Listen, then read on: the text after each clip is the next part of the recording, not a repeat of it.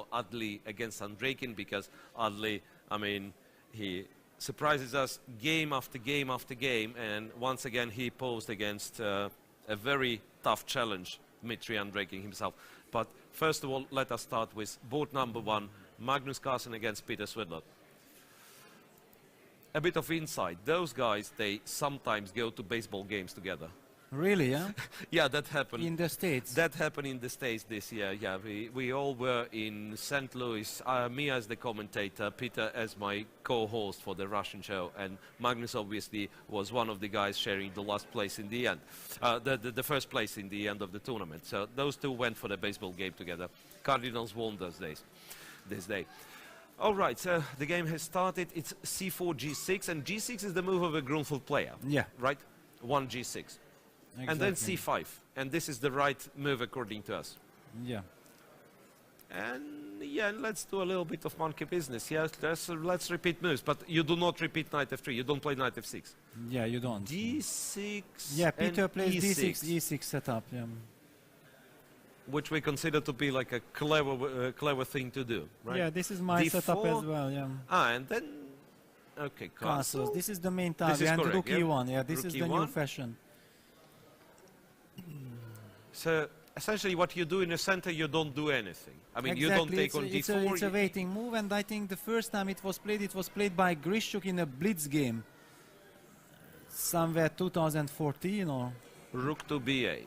Once again, black does not really want to to clarify the situation in the center, right? You don't want to take, because all of a sudden rook on e1 makes a lot of sense, right? Yeah, yeah. Now white b3. takes b3. And now he takes. Yeah, this is the b3. typical stuff, because the c3 knight is hanging and he wants to go knight f5, e5 using the long diagonal. Knight takes, pawn takes, and then and knight f5. f5, yeah. Knight f5, so that you cannot play d5. Exactly. And what you actually can play, because bishop e3 you don't really like in such positions. It's such a valuable bishop. Absolutely. But so you might end up playing this, because, okay, knight e2 is possible, but it's an awkward move. Knight e2, I'm meeting with b5 or something. I'm starting to claim that I'm fighting for initiative. I might be better with black. Yeah, yeah. But that was the point behind rook b8. Yeah, absolutely. I'm not sure that b3 kind of was a client right. move, and also preparing b5, and it's also half a minute on a clock for Peter Svidler, extra half a minute. We can say that opening went very, very well for him. And he's 2:46 on the clock. Yeah, 2:46 practically. He didn't spend any time. Yeah, he just made the routine moves of this setup. Absolutely. Yes, and Magnus ends up giving this bishop on e3. Rook takes e3. Well. Yeah, it took him some 20-30 seconds to decide but now on it's this. a kind of a sensitive moment, because now Peter will start. I mean, I know my boy. I mean, he will start thinking, am I better? What should I play for? And so on, so on. So he will spend time. I mean, this is dangerous. Yeah, objectively, of course, black's position is to be preferred. It's fine, but it's you don't think it's much, yeah? Yeah, it's a little bit similar to that reti of Magnus yesterday against Oparin. Right, you remember that you take the bishop, only that not that they exchange one pair of knights, and you remember you were claiming that you want e3, and now he has e6. Yes, exactly. And look what Peter did. Magnus went rook c1, so bishop h6, f4, bishop g7 fold, provoking some f4. weaknesses, yeah? I'm not quite sure if it was... I mean, it is a weakness on one hand, but, you know, investing that much time and giving white some extra pawn to control a center. But why not to go bishop d7 now, just to develop? I mean, he might. Bishop d7 and eventually intending to play b5. Yeah, I'm not sure. Maybe just bishop d7, queen e7, rook f c8, I mean, or b6. b6. The only thing what disturbed me with b6 that in this d5, e5, fe5, bishop e5, then I will have later knight e2, knight d4, knight c6. Yeah, but it's a long-term... It's very long-term. It's a very long-term thing, you know. For Blitz, you usually don't go that deep. I mean, you just make moves. Preferably trying not to blunder anything. So bishop d7... Maybe just a4. No, h4. h4. h4 to give a square for the king on h2. Yeah, queen e7 play. King h2, very practical. Rook f to c8, so Peter kind of prepares some b5 advance, bishop to e8, so that's his take on this position.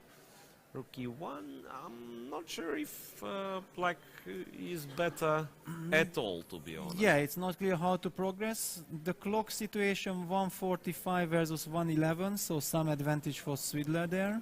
b5, okay. So now, takes, now the tactical phrase starts, right? I mean, it's obvious white cannot really keep...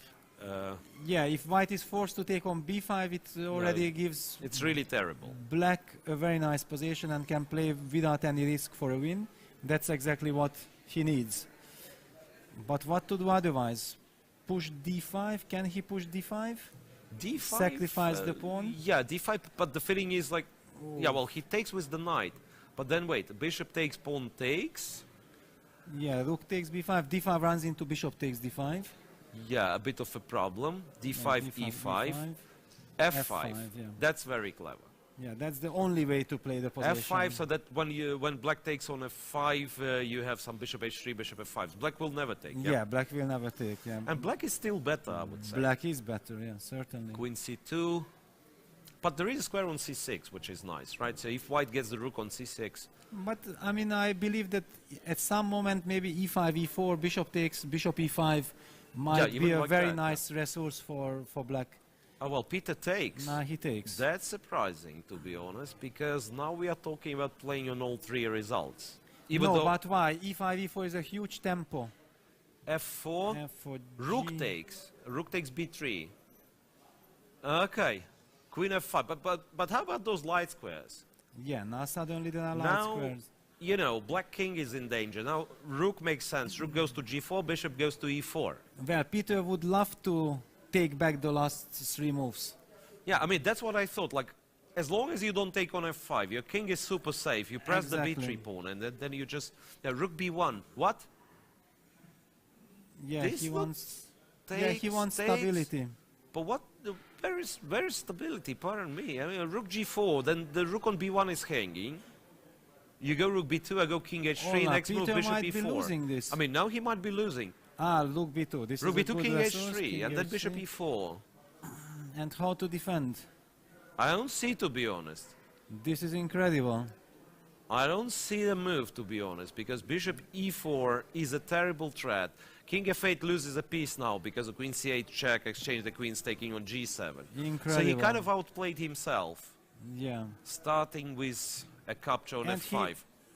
Maybe he has to take on g2, but this is... But this is, Or maybe well, e2 and then take on h5. Okay, move with the tempo, trying to, you know, somehow confuse white a little bit. Rook g5 now. Yeah, very unhappy. Okay, I mean, the position is ugly, and perhaps you have to make it even uglier, you have to play f6, because otherwise I don't see a move. Not that f6 makes me happy. Maybe rook b7 now. Rook to... Rook queen, b7. wait, Why wait, not rook b7? Queen a7, bishop e4, queen g1. So he claims there is Queen no c8 mate, but it's checkmate. mate in one. Oh la la. Wow, that's absolutely incredible. Oh I mean, la la. Magnus, I mean, that's not the game Magnus can be proud of. Yeah. Proud about. But my suggested move rook b7 with the idea queen d7 run into queen c8 check, winning the game. So Okay. it was lost already. So yeah, it was lost already. I mean, that's not the game you would be proud of, but at the same time, that's kind of the wins you need, because you will win, as we were talking about in Rapid.